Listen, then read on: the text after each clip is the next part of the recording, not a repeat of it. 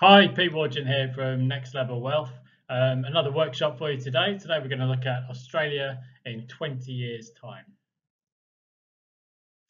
So here's my promise for today. We're going to have a relatively brief 45-minute workshop. By the end of it, you'll have got some great insights in terms of how to position yourself. And for those who stick around to the end, there's a free book as well. So let's get started. Just a very quick bit about me first. Peter Wargent. I am a personal coach. I also have a property buyer's agency, and I'm also a market analyst. So I'm featured quite a bit in the mainstream and financial media around the world. So today we're going to take a look at some economic and market trends and try and project them forward, and in particular with a focus on demographics, to see what we can learn and how that impacts the way in which you should position yourself. Very quick bit of housekeeping. It's going to be about a 45-minute workshop. I'll probably speak a little bit quickly in parts, so you'll just have to listen quickly as well. Unfortunately, as ever, I'll be stuck with my English accent, so you'll just have to tune into that. And where it makes any difference or helps a little bit, I might just add a bit of graffiti to the slides. The important thing to consider is how to use the information we're about to look at to best position yourself today to maximize the results over the years ahead. In terms of why this is all important, it's because of the power of compound growth. So these small incremental changes that we're seeing happen in Australia today, a bit like boiling frogs. We don't see much from day to day and from week to week. But if you project trends forward year by year, decade by decade, the change in which we'll see within Australia over that time will be phenomenal. So that's why it's important. Now, obviously a bit of a caveat, nobody can predict the future accurately. So you do need to be a bit agile and adjust course as required. But the most important thing is to get started and get an understanding of where we believe we're headed, and then you're positioned as well as you can be. So a bit of backstory for me. I mean, as you can hear, originally came over from Britain back in the 1990s. So as a migrant myself, Australia was obviously very new to me back then. And I've been somewhat obsessed with market analysis, as anyone who follows me on Twitter and elsewhere will know. So I've been a very keen observer of demographic trends, real estate trends, what's happening in the economy and finance over all of that time within Australia. And what I'm going to do today is a bit of extrapolation to see if we continue on the current path, where we will end up in a couple of decades, and as a result, what we need to do about it. I'm a chartered accountant by profession. Today, I have a personal coaching business. I also have a property buyer's agency, and I'm a keen investor in real estate and the stock market myself over the long term in Australia and elsewhere in the UK. And I also write research reports for hedge fund managers and other fund managers on what's happening in the economy in Australia, what's happening in terms of real estate trends and other financial trends. So I've got a good understanding of numbers, and I'm going to impart some of those findings today, and especially with a longer term focus. Best results that I've had personally over the last couple of decades, and the best results that my clients have also seen, have invariably been results that have been seen over time, and that's because of the power of compound growth over time. So that's why it pays to take a long-term focus, and that's why we're going to look at some of these long-term trends today to see how you can position yourself. Okay, so part one of the presentation is in two parts. The first part is the 5 W's, so the what's and the why's. So let's get straight into it. Now, I said that I wouldn't overwhelm this presentation with charts, but this one is a cracker and it's well worth a look. What this chart is showing is that if you went back to the 1980s, China was essentially a rural economy with very few people living in the cities. Now the population of China has grown massively since that time to about 1.4 billion.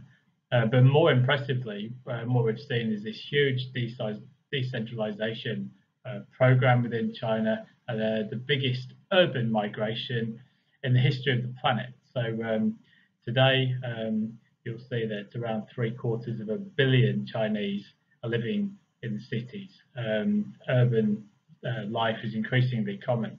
And that's not all because of migration, it's also because China's cities have been growing at such a phenomenal speed that some people in rural locations or previously rural locations have simply been swallowed up by this immense urbanization. Now, projecting forward, China's population is forecast to stop growing at just under 1.5 billion. But the urban population is expected to continue growing throughout this decade and all the way through the next decade as well, to around about 1 billion urban Chinese. So this is just, it's hard to overstate the importance of this chart to Australia. What it means is huge and unprecedented demand for our commodities, especially iron ore, the two types of coal and natural gas for Australia, and a whole range of other commodities. Now, prices will be up and down for sure, but for this decade and all of the next decade, Australia's resources exports are already recording record values, and Australia's economy is increasingly tied to that of China. We used to have this saying when I was growing up that if America sneezes, the rest of the world catches a cold. But now for Australia, it's more a case of, well, if China sneezes, Australia catches a cold. So this is phenomenally important to the future of Australia. In terms of who, Australia's population has been ageing, but partly through our migration program and indeed people like myself coming in on permanent residency visas. The visa program has been very, very skewed to people under the age of 30, and in recent years a massive surge in international students as well. So this has helped to slow the aging of the population, and in fact we've got this enormous surge now of young people just coming into their early 30s. So this is strong for Australia's population pyramid. So the population is still aging, but much less quickly than was previously the case. And that's because you've got this massive surge of young migrants, increasingly from Asia, and especially from China and India. Now, I've seen an awful lot of butchered statistics on the Asian century and the Australasian century, as you might want to call it. The 2016 census, what it showed and confirmed was this phenomenal increase in the number of overseas-born Australians, people like myself, but increasingly, and if you track the monthly statistics, you've seen a great reduction in the number of people from Britain or New Zealand and other parts of Europe, and a compensating a huge increase in permanent migrants from China and India and other parts of Asia.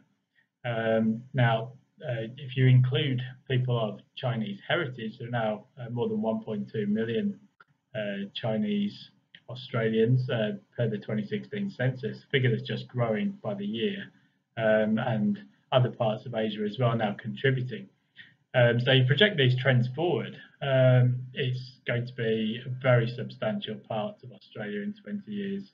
Hard to put exact numbers on it, but based on present trends, we'll be moving towards Asian-style capital cities, particularly in Sydney and Melbourne.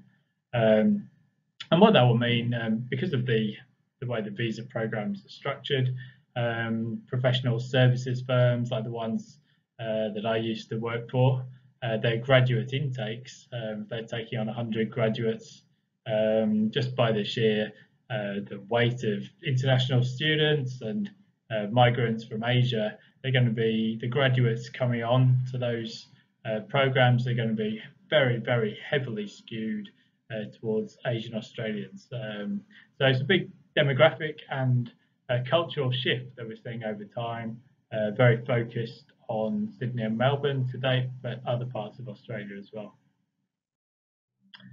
In terms of the industries and where people will work in the future, if you go back over the decades, hundreds of thousands of Australians were employed in manufacturing. We made stuff.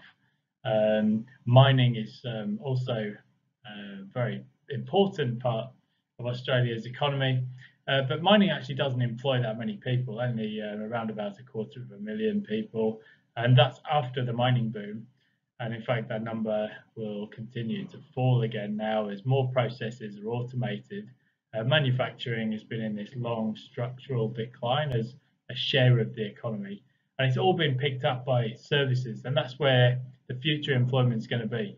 People, businesses, services, businesses.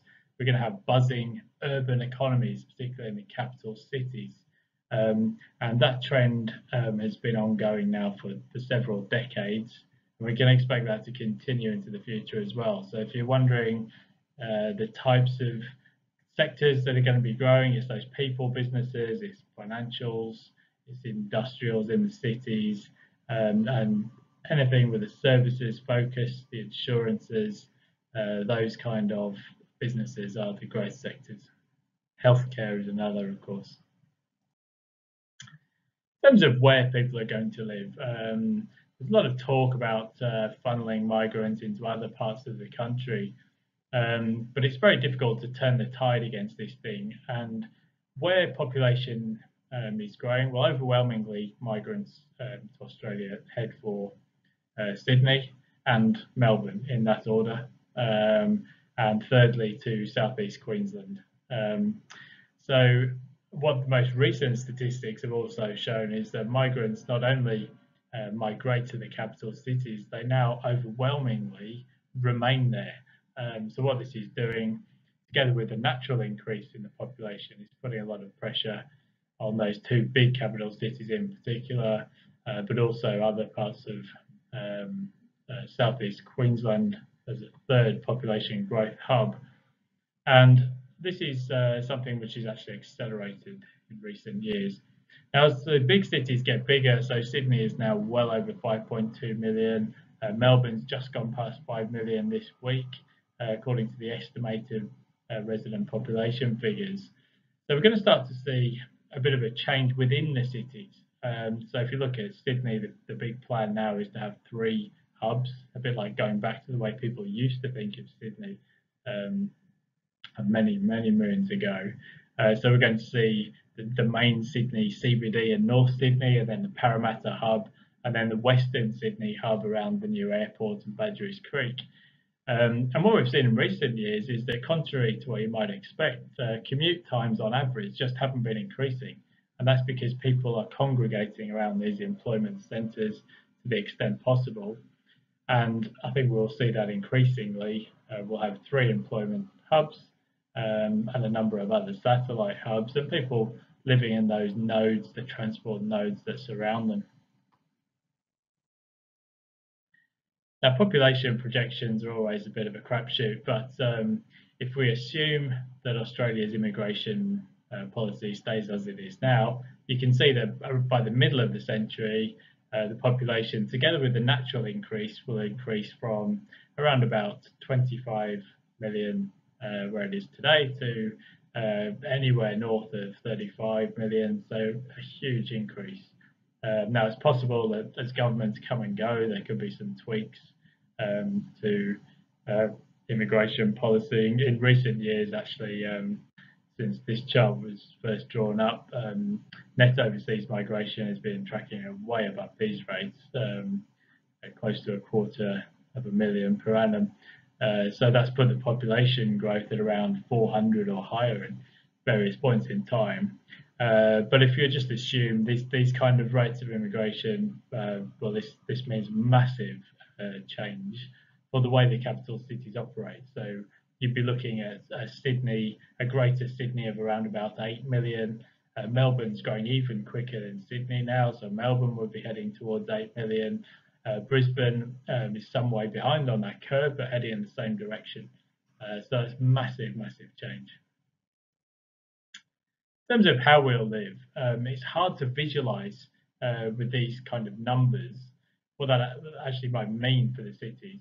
But just to take a few cases in point, I mean, this, I believe, is the plan for black towns, or even hubs which we currently think of as being not that dense and not particularly popular. But if you project these trends forward over time, the capital cities, it's a bit of an urban myth that Australia has dense capital cities. In international terms, they're not dense at all. But if we project those trends forward, you can see there'll be much more in the way of apartment living, way more than we can even contemplate today. And I think increasingly focused around some of these transport hubs.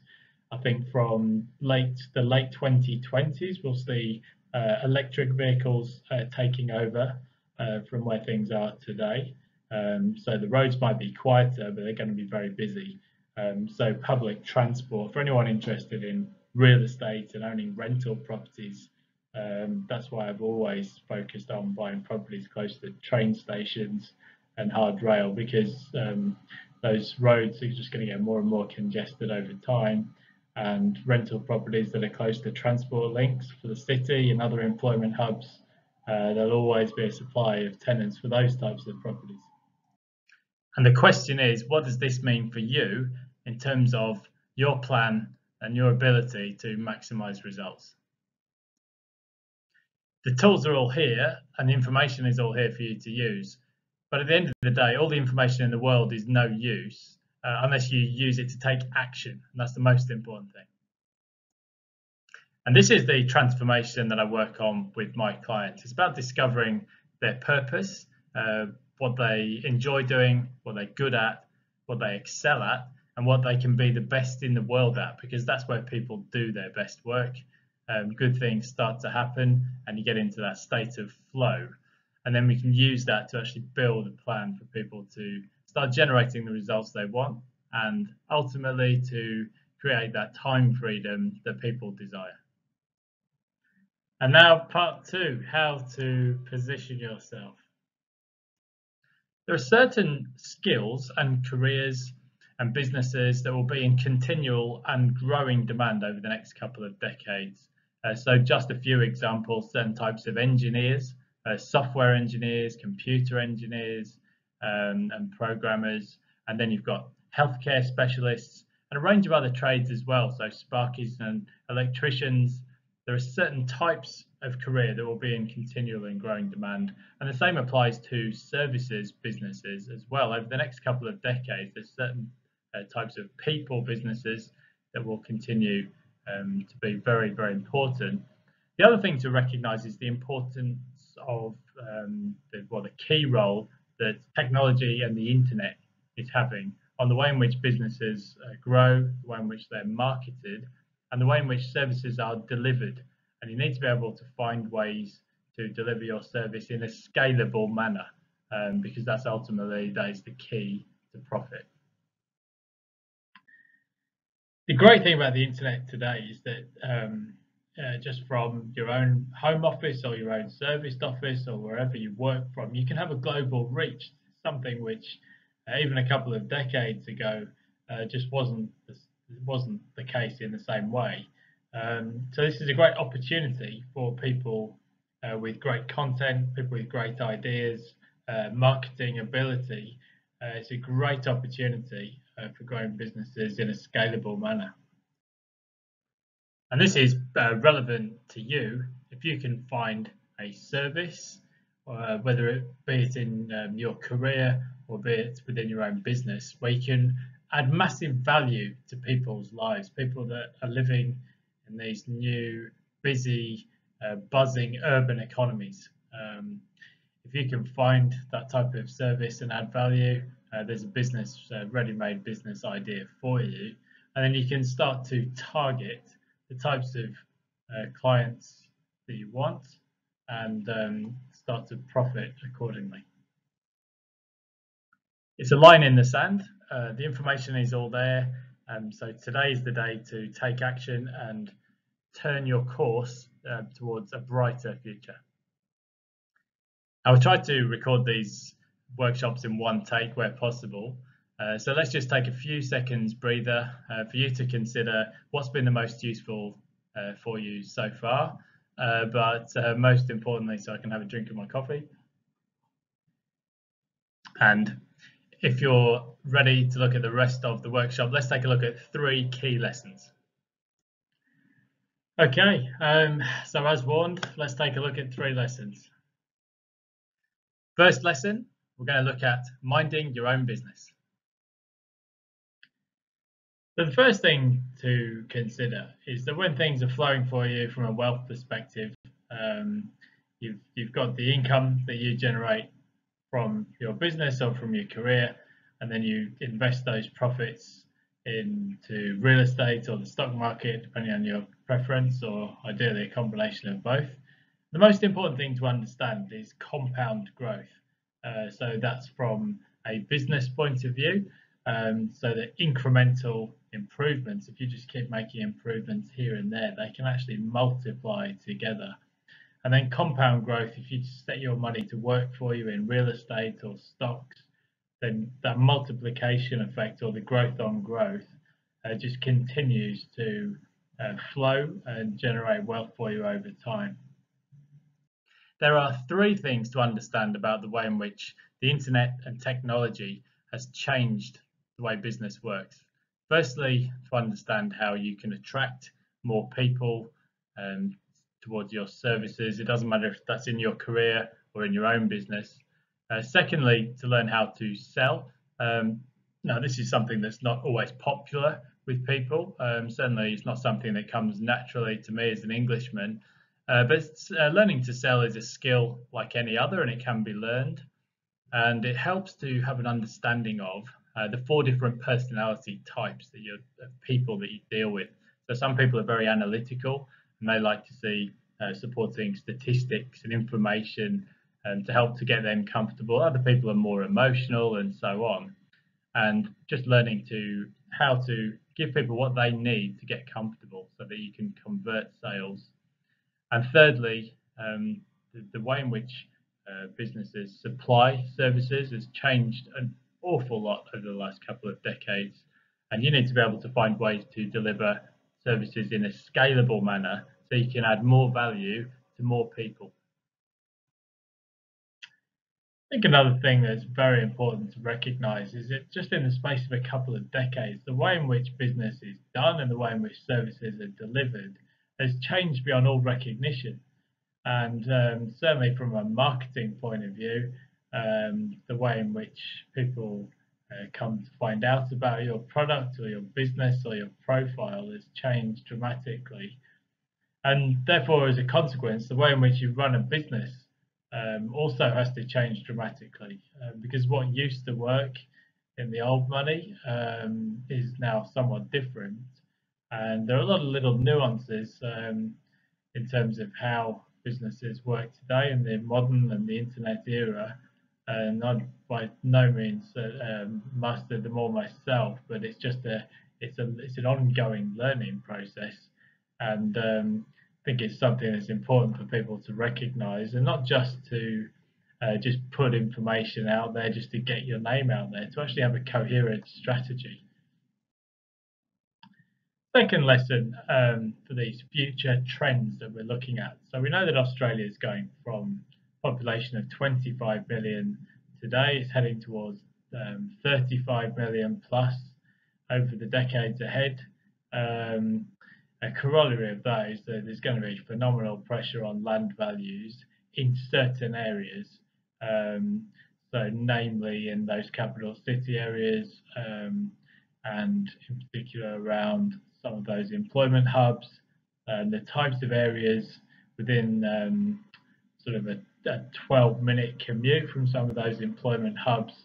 There's going to be a great deal of pressure on land. And when it comes to real estate, land is the scarce commodity, not high-rise apartments where there is effectively no scarcity whatsoever. Now, it's an old cliche of real estate, don't wait to buy land. That's not financial advice, by the way. But it's something to bear in mind is that we'll have a lot of upwards pressure on land values in certain areas, but you just need to apply some common sense if you're going to invest in real estate, because for some reason, when it comes to property, common sense seems to go out the window with some people. Another old quote from way back in the 1800s is to find out where the people are going and buy the land before they get there. It's a bit of a sort of a trite thing that was once said, but it's nevertheless true that migration trends do determine where demand for real estate will be. And we've already taken a bit of a look at where people are moving to, and it's really immigration has really doubled down essentially on the larger cities. It's worth having a think about why that is. In this modern era of the internet and technology, many of us, myself included, we could choose to live within reason almost anywhere. And yes, the tree change and the sea change phenomenon is a thing, but many of us who've lived in sort of regional or remote areas, we find that it's good for a while, but eventually it gives you the dib-dabs and you actually want to be among other people. And that's the thing, is that humans are sociable creatures, and even with technology as it is today, people are actually choosing to live closer together. And there's some sound economic theory behind why population growth becomes more focused on capital cities too. It's partly to do with productivity.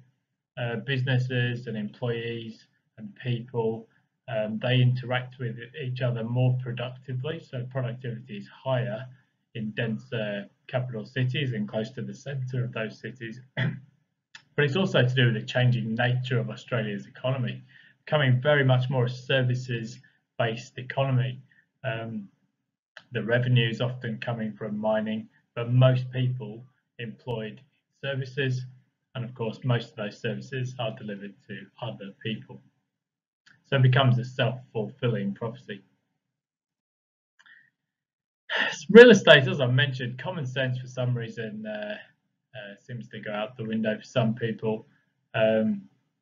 This year I've been buying farmland. In fact, this week I bought 10 acres of farmland. But the capital growth in Australian real estate is largely found in the residential sector, much more so than in commercial or agricultural land on average. And that's largely comes back to, well, everyone needs somewhere to live, and home ownership aspirations very high in Australia. But for some reason, people don't always use common sense. I think there are a number of ways in which you can protect yourself if you're going to make a real estate investment. Firstly, it's about following the demand, so picking the right kind of locations. Secondly, investing in landlocked suburbs and landlocked areas where land is scarce and where supply is constrained in some way. So areas with height restriction on building it as well, because that's what creates pressure on real estate prices. If you invest in supply responsive areas, you'll see a much more boom bust result and generally worse results over time. Then thirdly, it's about picking the right property. So the types of properties that are scarce and in demand. So I would say family appropriate type housing is probably a good way to go, rather than the sort of niche or small types of studio properties. Position, so picking quiet streets, desirable streets, the areas where people actually want to live. Price, don't get involved in bidding frenzies. It's one of the ways in which people lose money in real estate. Buy-when markets are balanced or buyers markets, so follow the cycle in that regard. Product, another way in which people lose money is by buying brand new property and effectively paying the developer's profit. So if you're going to invest in property, buying established is nearly always the best way to go, especially if you can find something you can add value to. Penultimately, have a plan. For some reason, people don't seem to do this, but you need to be well diversified and make sure that you don't borrow more than you can afford to comfortably repay. Leverage being one of the other ways that people come a cropper.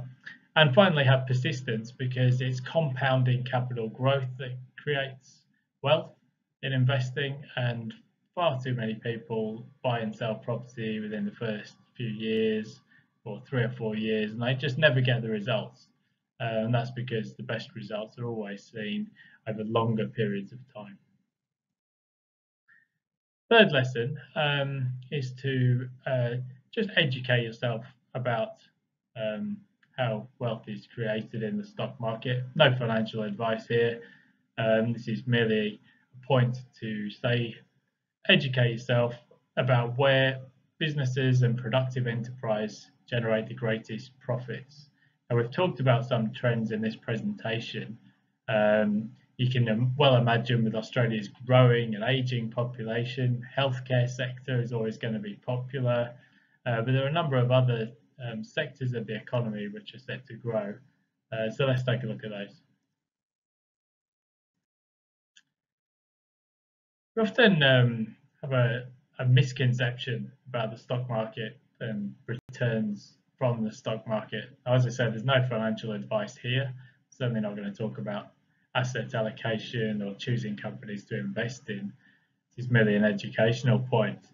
But partly because of what's reported on the nightly news, and also because the average holding period for investments now is very, very short, there's an awful lot of focus on what the index is doing and what prices are doing from day to day, without recognizing that the way in which wealth is created mostly through the stock market is through dividends in Australia, very high dividend payout ratios.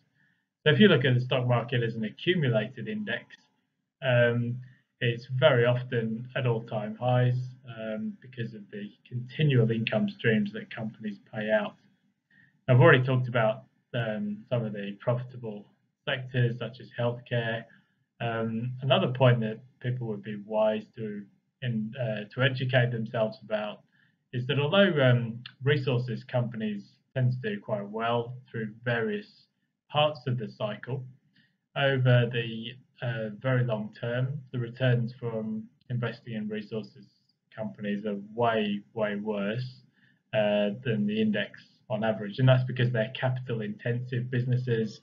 The dividends tend to be poor through the downswing phase of the cycle. And companies, once they've depleted their reserves, have to then go and invest in new resources, very expensive construction and drilling and exploration, whereas the self-sustaining industrials and financials and companies in things like banking, insurance, those kind of industrial stocks, the returns from that sector of the market is actually well ahead of the index average, and that's really where the wealth is created.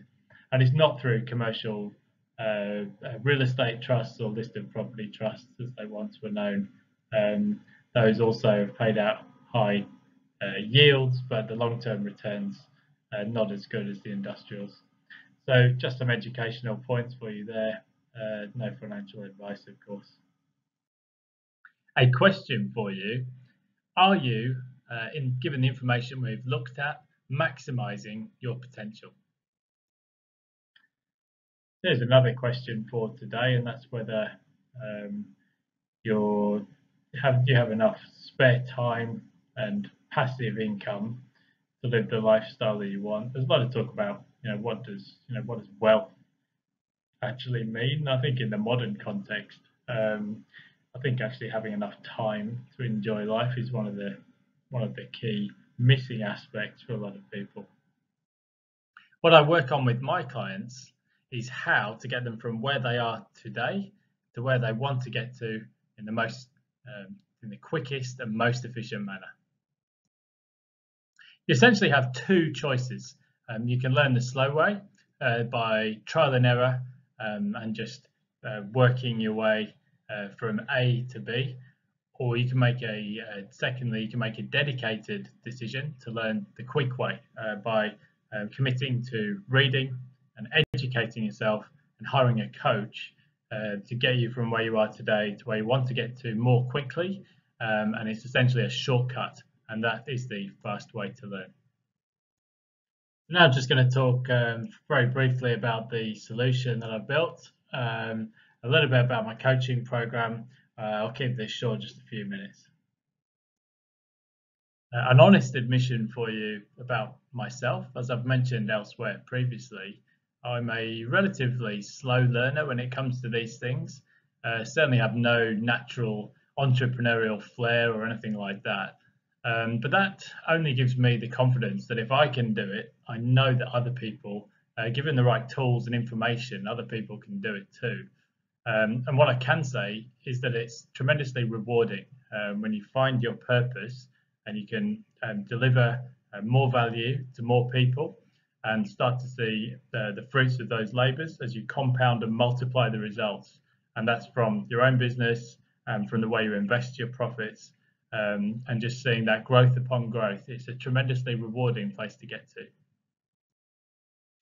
In terms of why I built this solution, it's really because I can see that in this internet era, there's just endless, boundless opportunities for people with the confidence to just get out there and do it, to generate their own income streams through business, and then use that money profitably. But I think the way in which the services economy works today, and the way that technology has changed it, you just need to change the way in which business operates. And it's even in the last 2 decades changed beyond all recognition, and it's still changing it ever more quickly. So what my program is destined to give people is a new blueprint that they can follow, as well as over 12 months, giving people the confidence and the motivation really to go for it. Now, my experience is that most people I work with, the truth is they're very motivated people anyway. Most people don't need motivating. What they really need are the tools and the confidence to use those tools to get to where they want to get to. So a special offer for today, I'm going to offer a free 15-minute diagnosis call, and for successful applicants as well, a free session in person. So it's first come, first served. There's only one me, so get in contact ASAP, and for successful applicants, we'll do a session in person. What my coaching program covers, start with the diagnosis, where you're at today. We set some specific goals where you want to get to, and of course put in place an action plan for you to follow, and then we review progress as the year rolls on, and then at the end of 12 months you'll have taken a giant leap in progress, and I'll have held you accountable to achieving those goals. It's true that a lot of stuff can be done by over the internet and by phone these days, but in my coaching programs, I like to do one-to-one sessions in person. But that's because the truth is that you build more rapport with people, and good things start to happen when you do face-to-face sessions. So that's why my coaching, although some of the information I do over the internet, but I do like to include one-to-one coaching sessions because that's where you see the best results. So it's 12 months of personal coaching. We track progress and hold you accountable over that period. And it's a tailored program, so it's not just a cookie cutter. This is a, there's no one size fits all. This is a tailored solution. Now, the normal price for 12 months of personal coaching, as you can imagine, is not cheap, but we're going to do a special offer for you today. So my program, it's always difficult, I know, for people to sign up for a 12-month program. It's a big commitment of time and money. So what I do is offer a 30-day money-back guarantee. That's as much for my protection as yours too, because coaching relationships are a two-way thing. But yeah, 30 days money back guarantee. If it's not working, then no hard feelings, then we leave as friends, and all money refunded. So this is a great deal. Special offer today: free diagnosis call, free strategy session for the first successful applicants, and of course a 30-day money-back guarantee if you sign up for the program.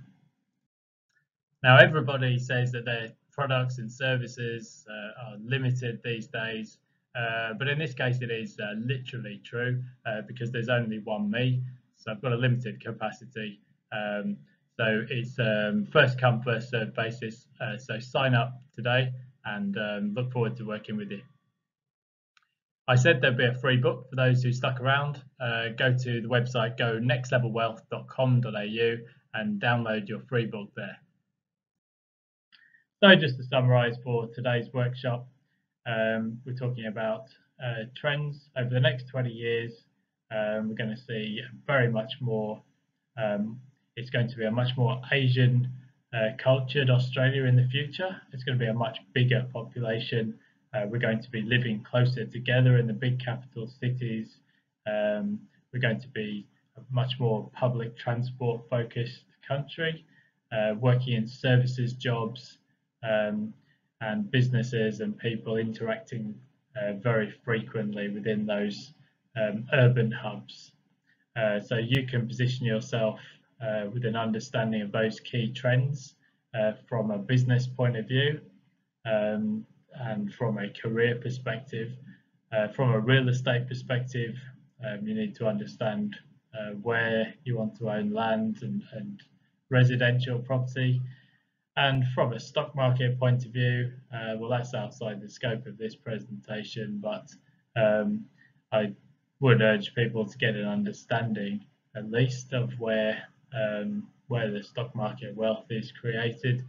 And that's the summary of today's presentation. Now my coaching programs, of course, we can get into the real detail of how people can use that information profitably and in a tailored sense. And don't forget to collect your free book at the website gonextlevelwealth.com.au. Enjoy.